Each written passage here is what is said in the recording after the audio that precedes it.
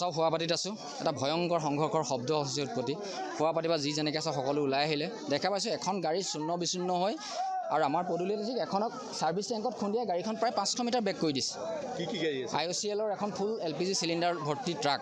যিখন গাড়ীয়ে খুন্দিয়ালে সেইখন নুমলীগড়ৰ পৰা তেল লোড হয়। 20 কেল গাড়ী, 20,000 লিটাৰৰ ডিজেল পেট্ৰল লোড।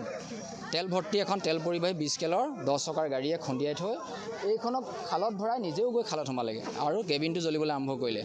আমিও ফোনাফোনি কৰিলোঁ, থানালৈ ফোন কৰিলোঁ, 101লৈ কৰিলোঁ, ফায়াৰলৈ কৰিলোঁ, তেওঁলোক আহি পালেহি। গেছৰ যিখন চিলিণ্ডাৰ আছিলে, চিলিণ্ডাৰ গাড়ীখনৰ তেলৰ টেংকিটো ব্ৰাছ হৈছে। ব্ৰাছ হোৱাৰ পিছতে সেই টেংকাৰখন আগলৈ গুচি গৈছে আৰু তাতে গৈ সেই টেংকাৰখন জ্বলি গৈছে। এখন টেংকাৰখনটো সম্পূৰ্ণ জ্বলি গৈছে, কিন্তু ভাগ্য ভাল যে আমি এতিয়ালৈকে জনামতে তাত তেল নাছিলে আৰু টেংকাৰখনৰ গোটেই টায়াৰকেইটা ব্ৰাছ হৈছে আৰু এই টেংকাৰখনৰ মাত্ৰ অকল ইয়াৰ কিছু ক্ষতিসাধন হৈছে। মানুহ এতিয়ালৈকে আমি ওচৰলৈ যাব পৰা নাই, কাৰণ আমাৰ পুলিচ প্ৰশাসনে ওচৰলৈ যাবলৈ দিয়া নাই আৰু ফায়াৰ ব্ৰিগেড আহিছে। এতিয়ালৈকে আমি কিন্তু মানুহ হতাহতি হোৱাৰ কোনো খবৰ পোৱা নাই।